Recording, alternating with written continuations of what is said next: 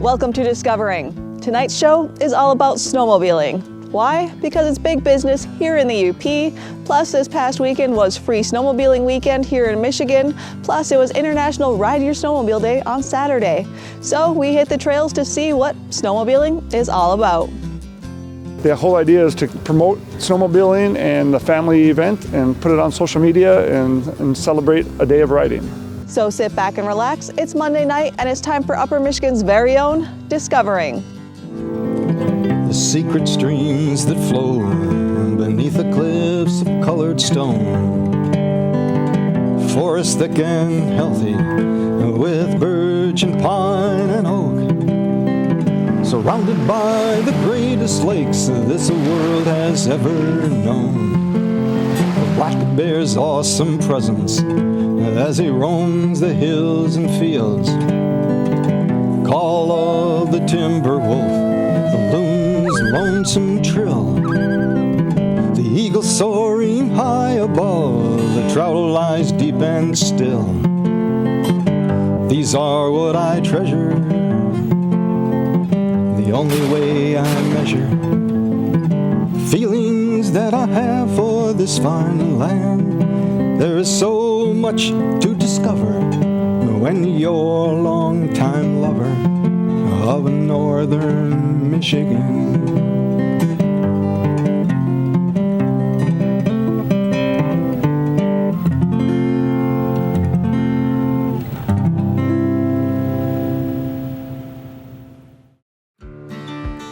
Snowmobiling is big business in the UP, nicknaming snow white gold and generating lots of dollars to the local economies.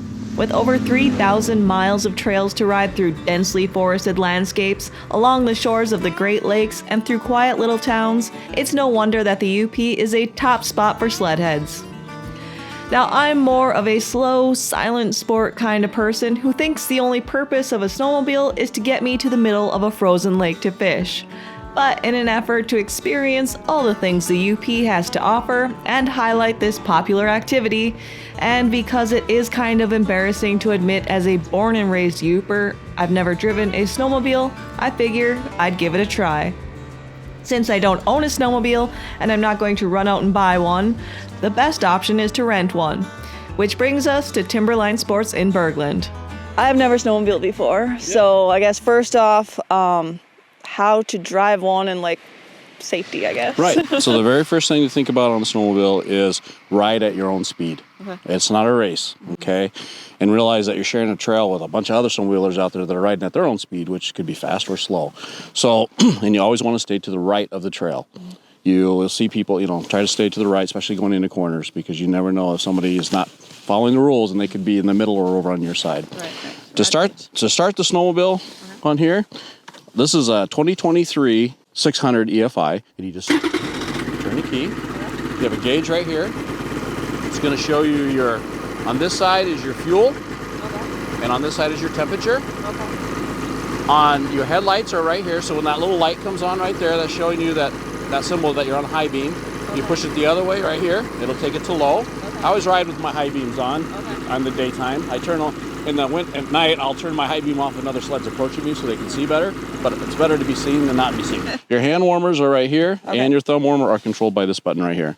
Oh, okay. So by pushing this up, if it was on, you would see these lines would be going up higher for high. Okay. So if your hands start to get cold, just move this up. Oh, okay. If your hands get too hot, just move it back down. Okay. Okay. This is for your heated helmet plug. So that another part of safety is making sure that you use if you can, today, it's a chilly day, but there's not a lot of moisture in the air. There's a little bit of snow coming down, but we're not getting sleet. But like when you get sleet, that's where a heated shield comes in really handy, so they have better clarity. But that's what this plug is for. Okay. I have the helmet from you guys with the heated shield. Yep, so you're good to go there. Brake is right here, very important. Gas is right here. Okay.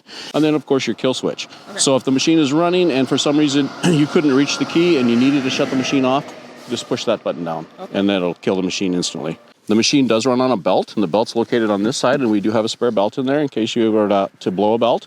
I'll be with you today if that was to happen, which it very seldom ever does, but if it did, we would hope to switch it out. So, These are rental sleds? These are rental sleds. These are all brand new, 2023 600s. The owner buys new sleds every year for his rental fleet, which is kind of neat. And the guys do an awesome job here of maintaining them. And customers can, when they jump on one of these machines, they can feel confident that they're good to go and they can go out and enjoy their.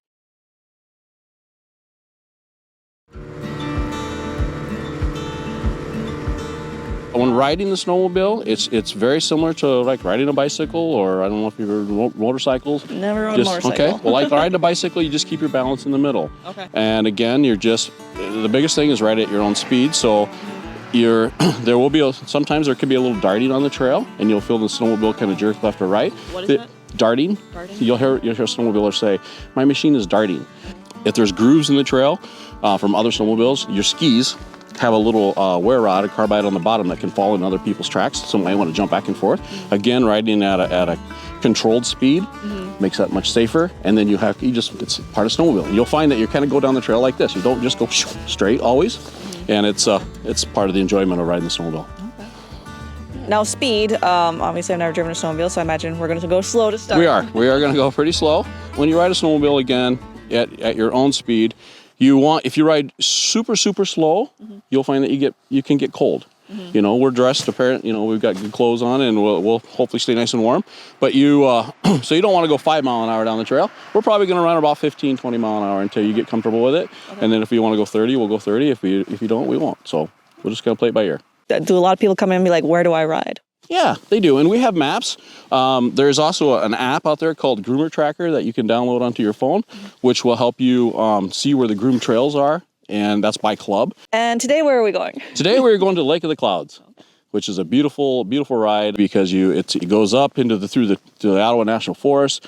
Then there'll be a point where we're going up the Porcupines, and the Lake Superior will be on our right side. So you can actually stop and see Lake Superior, see that. And then we'll go all the way up into the Porkies, and there's a lake up there in the middle. And they call it Lake of the Clouds because it sits right down in the middle of the Porkies. And it's an absolutely beautiful sight. Because, you can't get to Lake of the Clouds in the winter unless you're on a snowmobile, right? That is correct. The road is closed. It's only available for snowmobiles. Or hiking, or cross-country skiing, if that's what you're into. But I'd rather go on a snowmobile. a lot faster and a lot easier, Yep, I'm sure. Exactly. As far as other gear that you need to bring with you when you're snowmobiling. If you're renting from us, we do rent jackets, bibs, and helmets. We ask that you bring your own gloves or your own boots, but we do sell gloves and boots here too. It's very important not to skimp on gloves and boots because, your extremities, you want to make sure that they stay nice and warm. Anything else we need to know before we take off? No, I'm excited to take you guys out and have fun.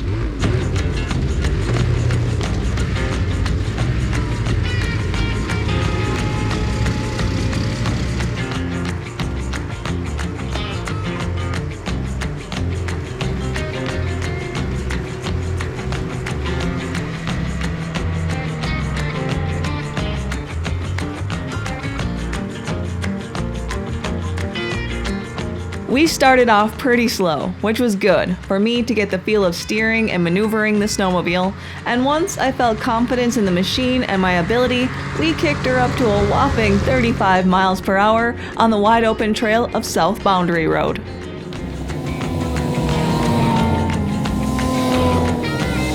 Riding a snowmobile can take you across hundreds of miles of hard-to-reach landscapes. The snow-covered trees along the winding trails were breathtaking.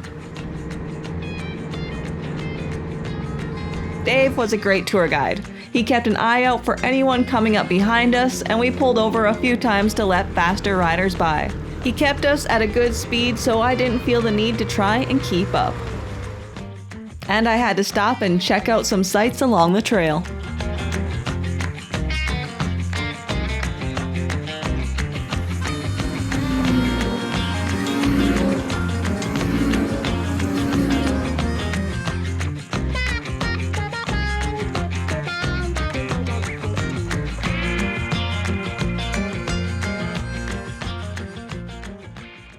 Lake of the Clouds is a popular spot for snowmobilers because, as we said, the road to the top is a maintained snowmobile trail. It's just as beautiful up here in the winter as it is in the warmer months.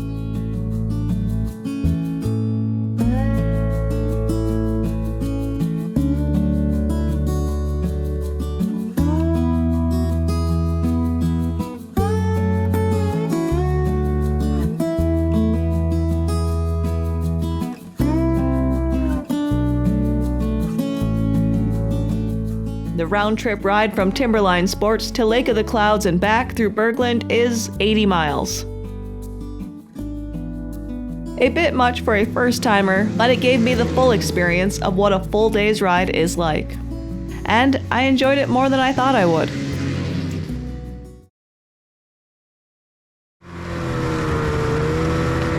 The trails today were in excellent condition thanks to Gogebic Area Grooming, who works 7 days a week to keep the trails maintained.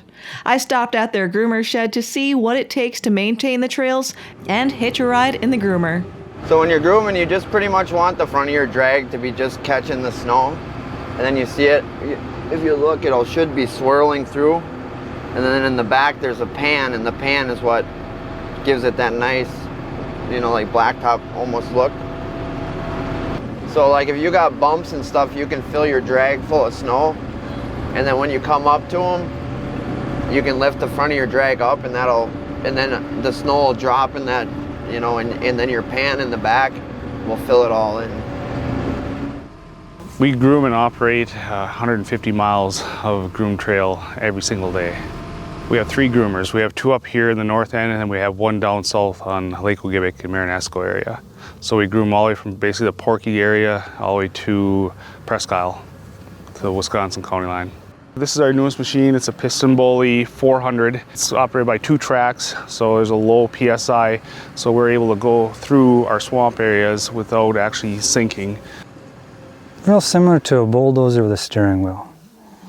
And they're hydrostatic, they just have a gas pedal. That's one of the hardest things to get used to, is that it just has the gas pedal, there's no brake pedal. So as soon as you let off it, it slows down and stops. And sometimes you get in a situation where you want to hit a brake pedal really bad, but there just isn't one there. So you can adjust the speed, and then this is your forward, reverse. So that's, given her, so then you can adjust it to whatever speed you feel comfortable at. And a lot of times we got to use the blade too, because the drag doesn't do all the work. So a lot of times you got to cut the bumps down with the blade, and then when your drag comes over it, then you usually get a pretty good finish. This is for your blade up and down, side to side. Let me take it out of float mode. The blade comes up. On this one we have wings on it, which is kind of a nice feature. So if you want to push snow that way, you can curl that one out, curl this one in, and then you can fold them in, bring them out a little bit wider. And then there's a float mode on here, which some guys use, some guys don't. But like if you're just going down the trail, you can keep it like that, so it's just kind of packing. But when you want to cut, there's a button right here. You push that button, it'll roll your blade forward, and then you'll start to, it's kind of hard here, but you'll start to see the snow roll in there. And then, so if you want to cut, you roll your blade forward. If you don't, and that helps when the snow is turning like that. It creates friction in it, and the friction helps pack the snow. Trail system, we try to get at least 12 feet or wider. We currently pull a dray that is 10 feet wide. Some trails normally go through the woods. Some go through areas that are logging roads, Forest Service roads, or county roads that are not used during wintertime. And the colder the temperatures are, the better the trails turn out. And depending on snow, if we get no snow and the trails are getting hit hard and it's warmer, it turns into pretty much like a sugar. And when it's like that, it's almost impossible to get a good, nice pack for the next day for the riders that are here. So if it snows a little bit every day, that's best. The worst is last week when it rained.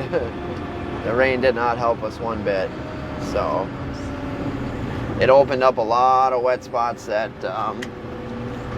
we had spent a lot of time working on to fill in. They're slowly getting better, so with time and cold weather, it should pack them all back in. So In Michigan, you need a snowmobile trail permit to legally ride state-designated trails and public roads and public lands where permitted. These permit fees go to groomer clubs like Gogebic Area Grooming to pay for grooming, signage, maintenance, everything snowmobile related to make your snowmobiling experience safe and enjoyable.